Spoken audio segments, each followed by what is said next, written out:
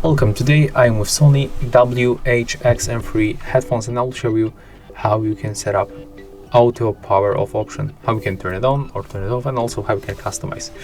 So you have to open the Sony headphones application. Of course, you have to be connected with your headphones, and then you have to go for the system, and then you can find this option right here, automatic power off. So if you want to turn it off, you can just switch right here.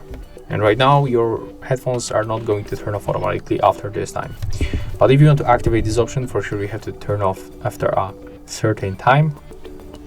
And then here you can pick it. So we can go between 5 minutes, 30 minutes, 1 hour and 3 hours.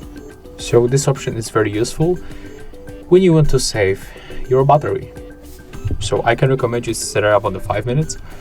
And after this time, when you just put back your headphones, they will be turned off. Of course, you can switch for 30 minutes. It depends on your own preferences. That's all. If you find this video helpful, remember to leave a like, comment and subscribe.